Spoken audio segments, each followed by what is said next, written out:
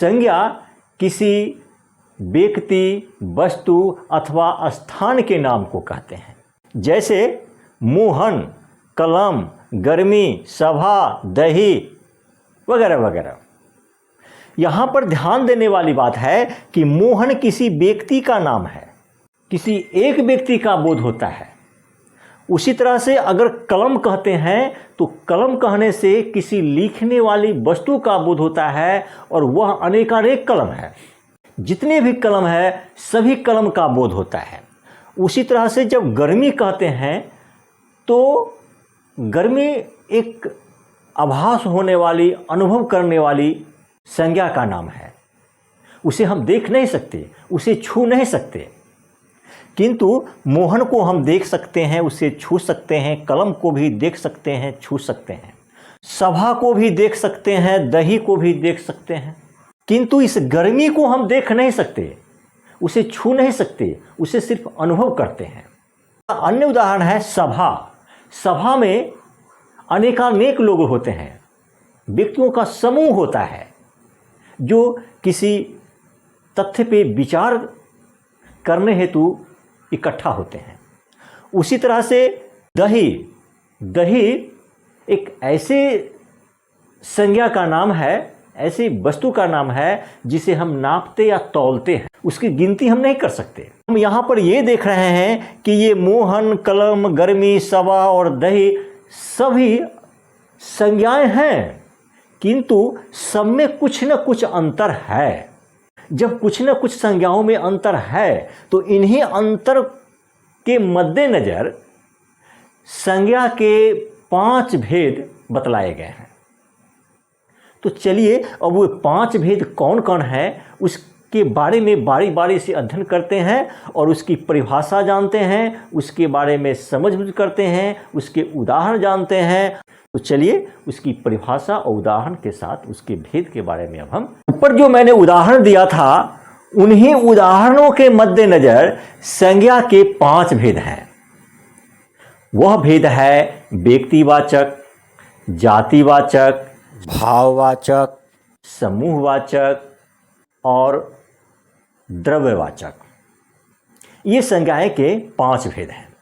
अब हम इन भेदों पर बारी बारी से चर्चा करते हैं, उसकी परिभाषा और उदाहरण को जानते हैं, उसके शब्दार्थ को भी समझेंगे और शब्दार्थ को समझने के साथ साथ हम उसकी परिभाषा स्वयं भी गढ़ सकते हैं। संज्ञा का पहला भेद है व्यक्तिवाचक संज्ञा।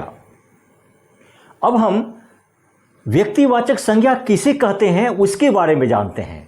वह जानने से पहले हम ये समझते हैं कि व्यक्ति का शाब्दिक अर्थ क्या है।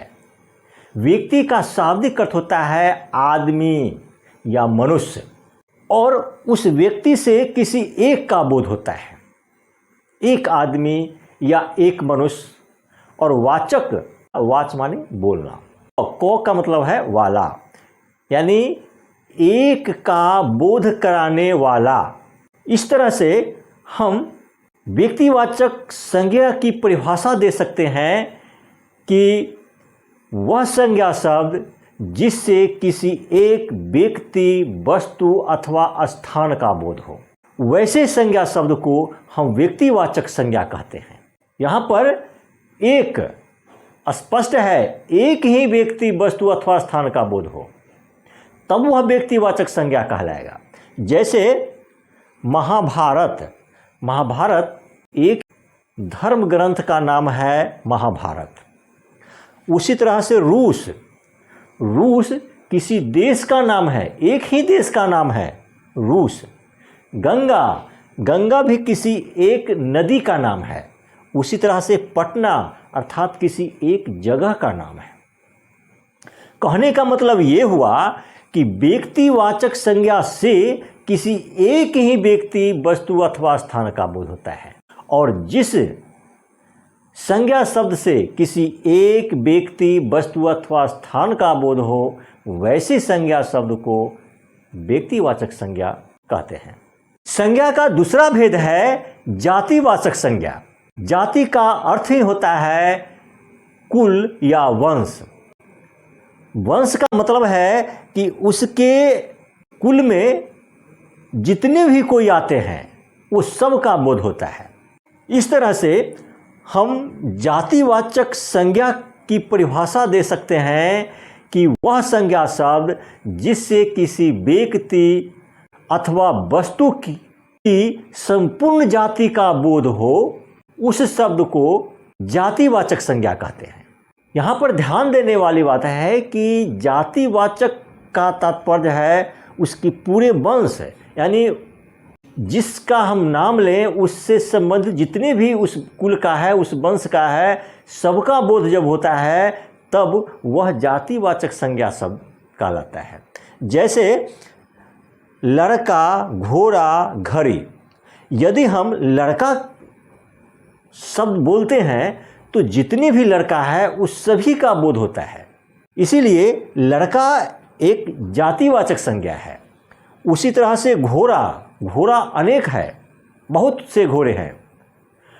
जब हम घोड़ा का नाम लेते हैं, घोड़ा शब्द बोलते हैं, तो उससे जितने भी घोड़े हैं, घोड़े के वंश में, घोड़े के कुल में जितने भी हैं, सब घोड़े का बोध होता है। इसीलिए घोड़ा भी एक जातिवाचक संज्ञा शब्द है। उसी तरह से घड़ी, अगर घड़ी कहते हैं तो उससे किसी एक घड़ी नहीं, अगर घड़ी में किसी विशेष घड़ी का नाम लिया जाए तो वह व्यक्तिवाचक संज्ञा शब्द होगा। किंतु यहाँ सिर्फ घड़ी है। घड़ी अनेक कंपनियां बनाती है, अनेक नामों से बनाती है, तो घड़ी कहने से जितनी भी घड़ियां हैं, जिन जिन कंपनियों की जितनी भी घड़ियां हैं, सब घड़ियों का बोध होता है। इसीलिए यहाँ घड़ी भी एक जातिवाचक संज्ञा है। संज्ञा का तीसरा भेद है भाववाचक संज्ञा। भाव का शाब्दिक अर्थ है चित्त विकार, अर्थात मन में जो विकार उत्पन्न होता है उसी को हम भाववाचक संज्ञा कहते हैं। यहाँ पर ध्यान देने की बात है कि मन में जो विकार उत्पन्न होता है उस विकार को हम छू नहीं सकते, उसे देख भी नहीं सकते हैं, सिर्फ उसका अनुभव करते हैं। इसीलिए भाववाचक संज्ञा शब्द की परिभाषा दी जाती है कि वह संज्ञा शब्द जिससे किसी व्यक्ति अथवा वस्तु के गुण, धर्म, दशा या व्यापार का बोध हो, अर्थात जिसे हम सिर्फ अनुभव करते हैं, छू नहीं सकते, वैसे शब्द ही भाववाचक संज्ञा शब्द कहलाते हैं। जैसे क्रोध। क्रोध किसी व्यक्ति के भीतर उत्पन्न होता है, जिसे देखने वाला सिर्फ अनुभव करता है कि उसे क्रोध उत्पन्न हुआ है, या जिसे क्रोध होता है वही सिर्फ अनुभव करता है, उसे देखा नहीं जा सकता। ये अनुभव करने की बात है। उसी तरह से प्रेम। प्रेम भी है, वह चित्त का विकार है, उसे कोई देखता नहीं है, उसे छू नहीं सकता है, इसीलिए प्रेम भी भाववाचक संज्ञा है। उसी तरह से गर्मी। गर्मी को हम अनुभव करते हैं, छू के ये नहीं बता सकते कि ये गर्मी है, बल्कि उसका हम अनुभव करते हैं कि इसमें गर्मी है, इसीलिए गर्मी भी एक भाववाचक संज्ञा है। उसी तरह से जवानी। जवानी जवान से बना है, वह जवानी का लोग सिर्फ अनुभव करते हैं, आभास करते हैं कि ये जवानी है, उसे छूते या देख नहीं सकते। वह आभास करने की चीज़ है, अनुभव करने की चीज़ है। इसीलिए यहाँ पर क्रोध, प्रेम, गर्मी, जवानी, ये सब जो है भाववाचक संज्ञा है। सीधी सी बात यहाँ पर यही है कि जिसे हम अनुभव करते हैं, चित्त द्वारा, मन द्वारा अनुभव करते हैं, छू नहीं सकते, वह वस्तु भाववाचक संज्ञा शब्द कहलाते हैं। संज्ञा का चौथा भेद है समूहवाचक संज्ञा। समूह का शाब्दिक अर्थ है जमघट या झुंड। जहाँ पर एक से अधिक इकट्ठे होते हैं उसको बोलते हैं समूह या जमघट। इसीलिए जब हम समूहवाचक संज्ञा शब्द की परिभाषा देते हैं तो कहते हैं कि समूहवाचक संज्ञा शब्द उस संज्ञा शब्द को कहते हैं जिससे किसी व्यक्ति अथवा वस्तु के समूह का बोध हो। जैसे सभा। सभा कहने से व्यक्तियों का एक समूह का बोध होता है जो किसी तथ्य पे विचार विमर्श करने के लिए इकट्ठा किया जाता है। उसी तरह से दल कहा जाए एक ही विचार वाले व्यक्तियों के जो समूह होते हैं उसको हम दल कहते हैं। तो दल में भी एक से अधिक व्यक्ति होते हैं, इसीलिए दल भी एक समूहवाचक संज्ञा शब्द है।